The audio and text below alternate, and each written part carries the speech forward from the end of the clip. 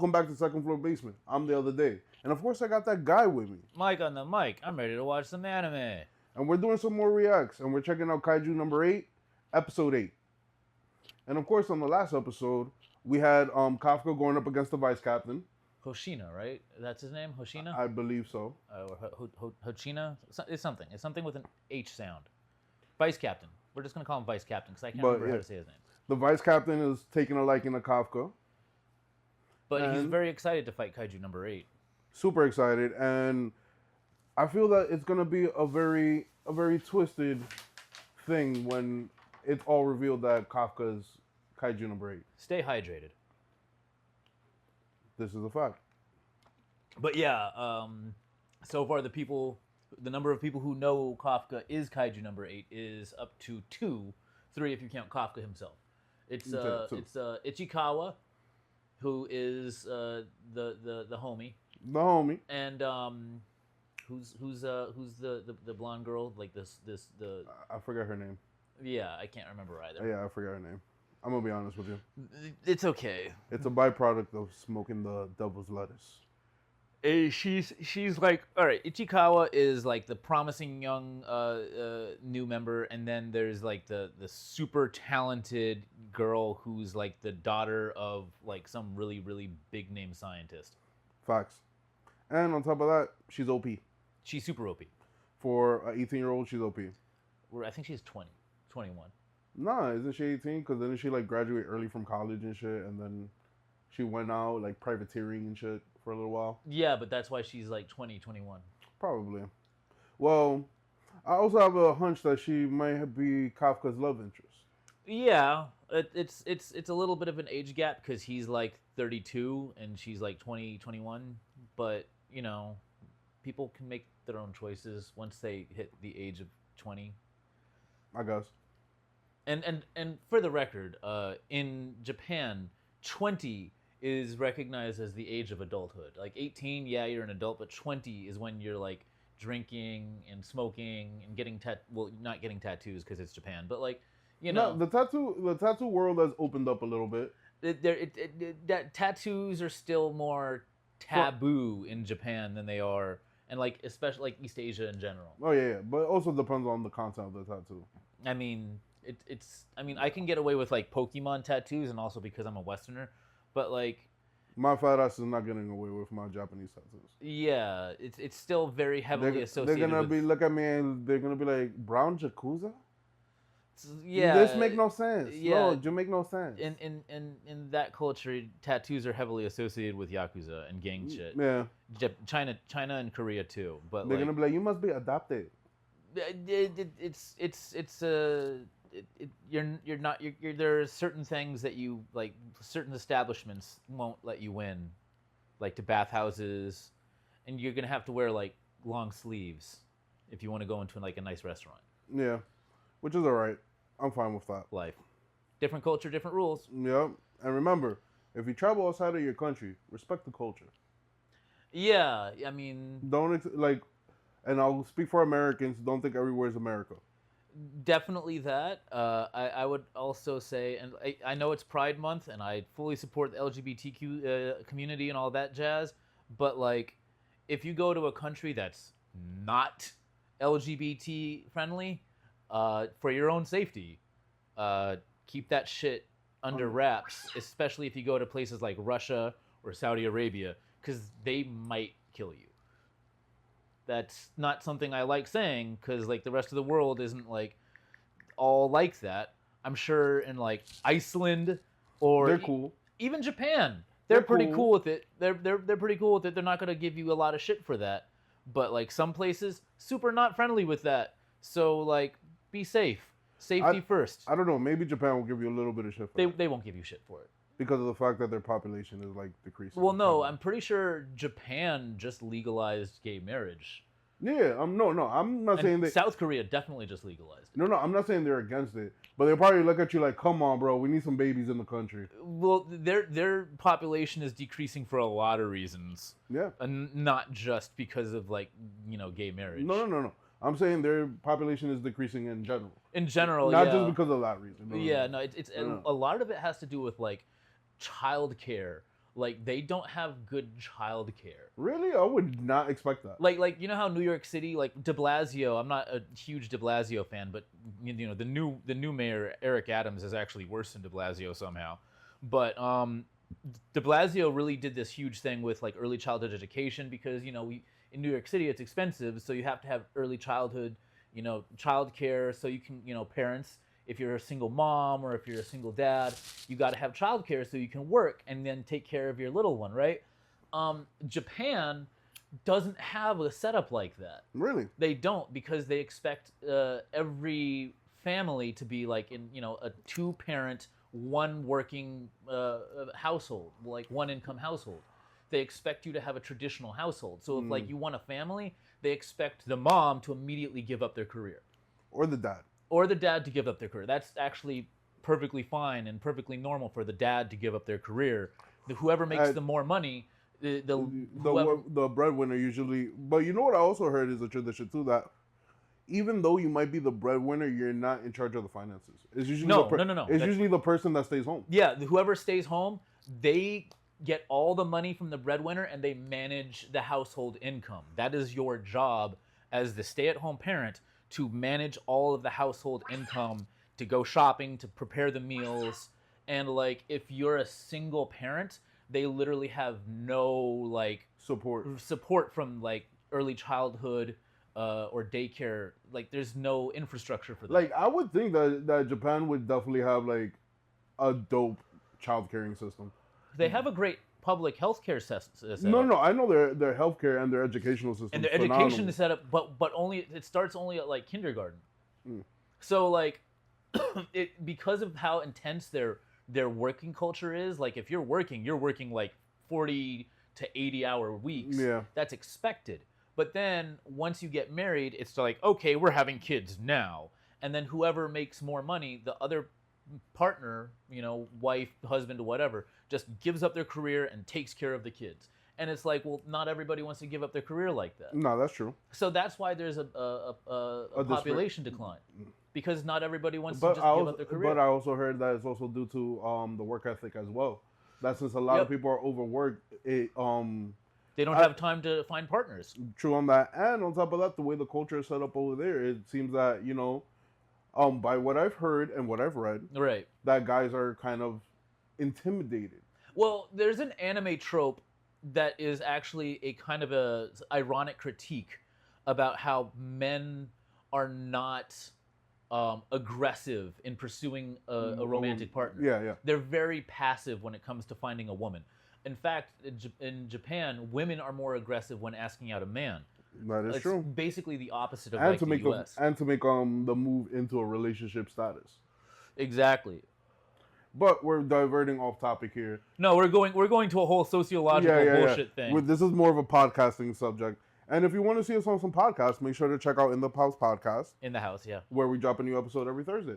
Yes. And this is just supposed to be a react, and we're just going off the deep end because this is stuff we like to talk about. Yeah, so if you want to hear some funny shit and some sociological shit and some kind of, you know, deep insights into our thought process. We make a lot of jokes about Diddy. Well. But like, yeah, check out In the House, and don't forget to like and subscribe because we like making content for you. You sluts. And we're also very close to monetizing. So make sure we push us there, get us some hours, get us some subs, subscribe, and without further ado, let's get into Kaiju number 8. Yo. That shit was mad loud.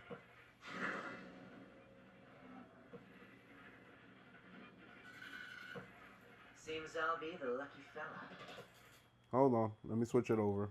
I'm a sub-purist, and the masked anime watcher is not here today because he's a dub purist, so because he doesn't like to read. But that's gonna get cut. Yeah, he doesn't like to read. He doesn't like to read. Actually, me and Masked Anime Watcher was doing a live stream earlier. Oh, nice. Oh, make sure to check out our Twitch. We do have a Twitch. Hoshina, I was right.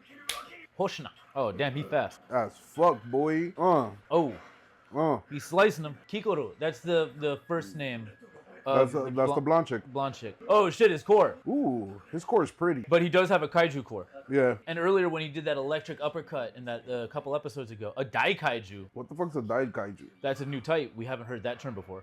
Is that like a mega kaiju? There was Yonku and Hoju.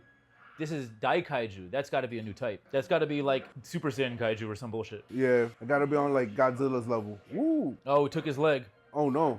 Oh shit, it was opening. Yep.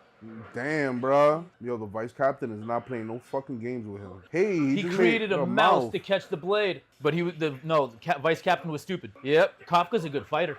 Yeah, bam, and I'm out. Yeah, that was the opening he needed to get away. He should have like punched him in the shoulder or something. Nah, he's not going after. He's not trying to kill him. Yeah, true. The bitter taste of defeat. Yeah, Captain. He knew he fucked up as soon as he caught the blade. bitter taste of defeat. No, but that's bad.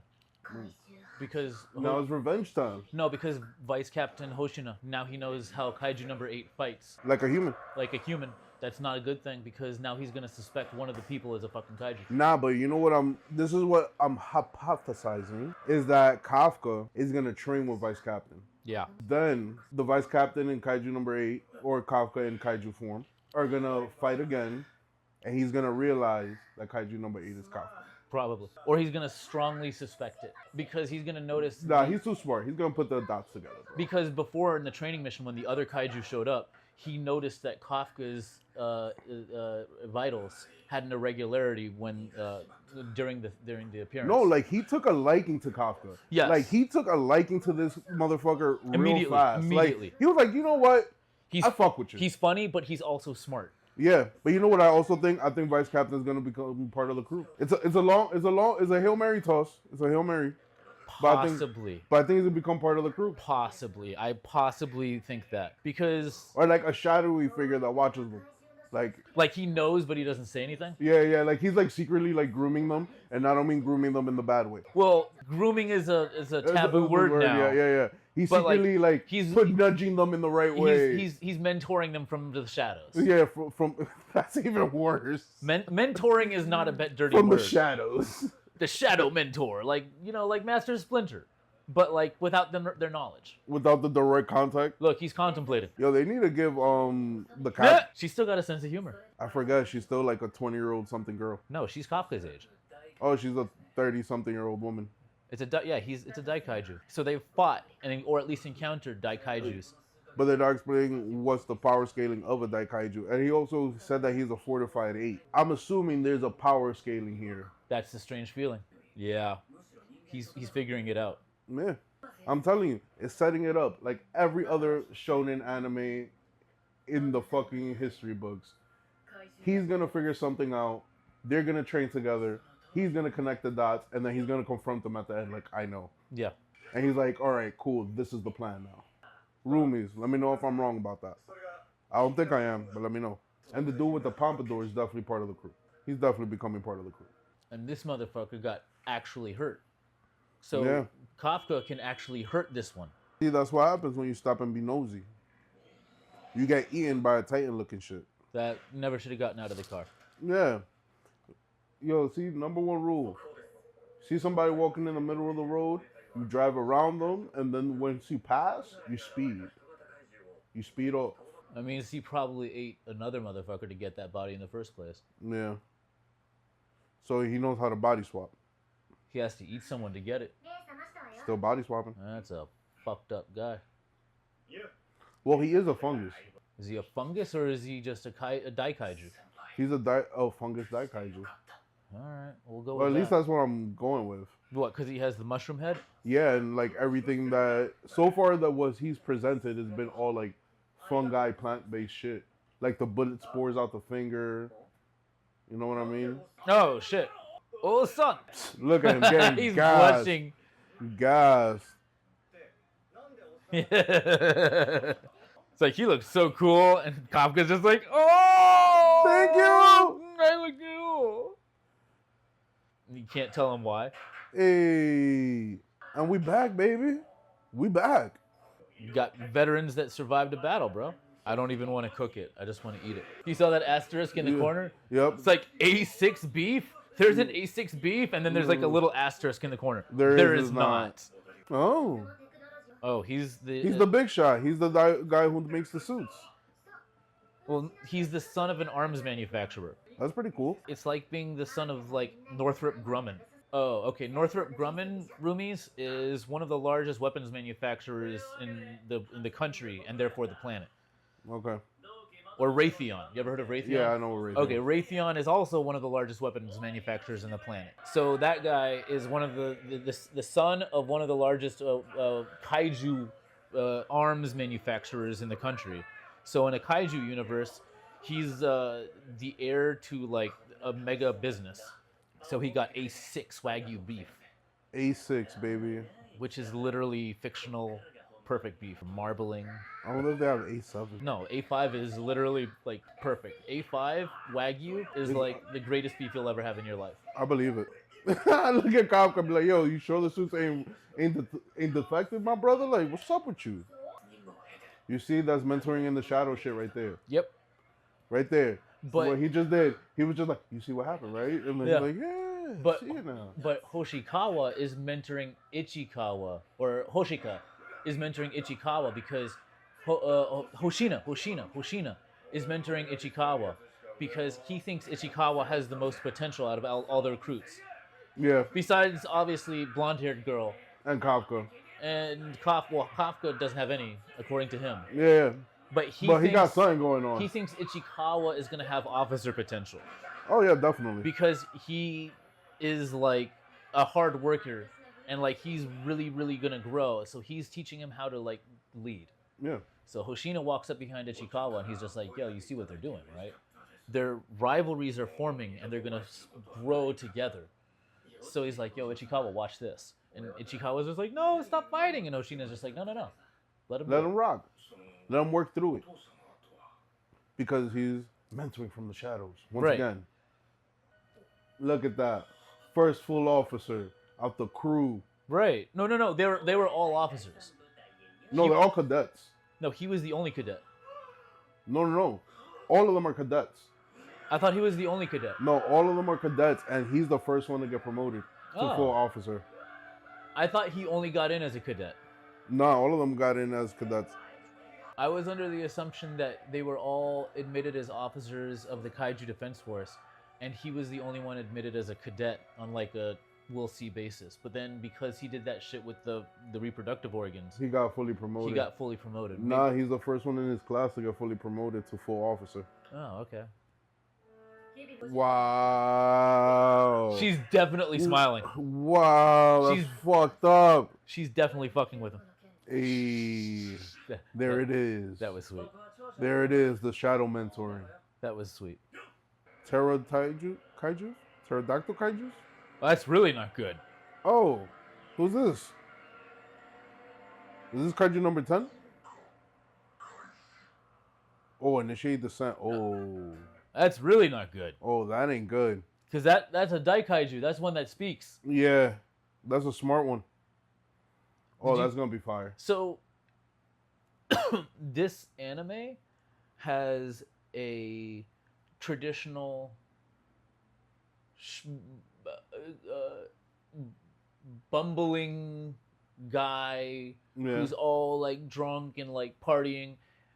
When he saw Hoshina, right, doing his mental imagery training, he immediately recognized. So a lot of shonen anime, and this is a more adult shonen anime. Yeah. A lot of anime have like this protagonist that's kind of like goofy and like bumbling and stuff. Kafka is like that, but then he has this inherent intelligence, right? He's extremely clever, and This is like, true. and people don't expect it because he's like loud and he likes to party and he's a little bit older and he's failed a bunch, but like he's very crafty. He walked into that training room or into the doorway of the training room and he looks at Vice Captain Hoshina doing the fucking reenactment of the fight, right? Yeah. He immediately recognizes what he's doing and he like a second later he's just like, oh shit, he's doing a play-by-play of the fight we had. Kafka is not a combat expert. He's not, but he's. But he knows. But as we've seen how it's coming out, he's a strategist.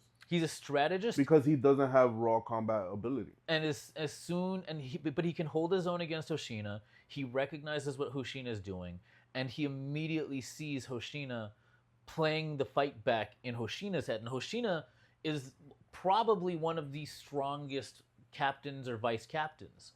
Like, Mina is a gunner, right? She's got the sniper. She can access 99% of the suit's power. But Hoshina's like right next to her, and he's got those blades, and he's fast as fuck. True. So Kafka sees him, and he's just like, oh, he's doing a fucking mental image training, and he's playing the fight back. I recognize my movements in the non-existent shadow that he's fighting. So Kafka is clearly a naturally talented or naturally intelligent fighter. Yeah. Because when he was fighting as the kaiju, when he was fighting as Kaiju 8, he was pummeling Kaiju 9. Yeah. And when he was fighting Hoshina as Kaiju 8, he was dodging inexperienced ninja veterans' attacks. That comes from a long line of ninjas. That comes from a long line of kaiju killing ninjas. So Kafka might be this big old goofball, hey, I'm 32, buddy. Oh, you guys are younger than me. But like, he's very, very crafty, and he's very, very like intuitive with his fighting skills. This is true. So like, I like his character because his character comes off as one way, but like, even though he doesn't even believe in himself that much, he's very, very good at it. This is He's true. very good at fighting kaijus. And he's very good at avoiding being killed. Well, we'll see now because it's going into the end game of the season. Yeah. And we got 4 more episodes till the season. 4 more episodes. Hoshina's on to him. Number 9 is out there, and we have another what looks to be Dai Kaiju Number with 10. with Could be. possibly a swarm of flying kaiju. Nice. He's a kaiju tamer. Jesus. Well, we don't even know enough about it to say. It could be his flock. It could be his he could be a shepherd. Kaiju tamer. No, no. Look, wait a minute. There's a difference between a kaiju tamer and a kaiju shepherd, right? Because a shepherd, it would be his flock. If he's a tamer, he would be like, that's not the same thing. We don't know. We just seen him riding on top of one. Right. We don't know enough. We can't call it one or the other, really. I'm going with tamer though. I'm not gonna put a label on it. We just see another speaking intelligent kaiju with a bunch of flying kaiju, and that's the 10 seconds, 5 seconds we see of that shit. That's doesn't bode well. And it looks like Kafka's gonna get into another fight. You know? And I'm telling you, the vice captain's gonna find out because of that fight. I think that's going to be something that we see. That's a very big possibility. But like, I also think that it may not be as straightforward as all that. No, yeah, it's not gonna be as straightforward as all that, but it's gonna get down to that. And with that being said, roomies, we'll see you in the next one. Like and subscribe and watch Kaiju number 8. Do it. Peace.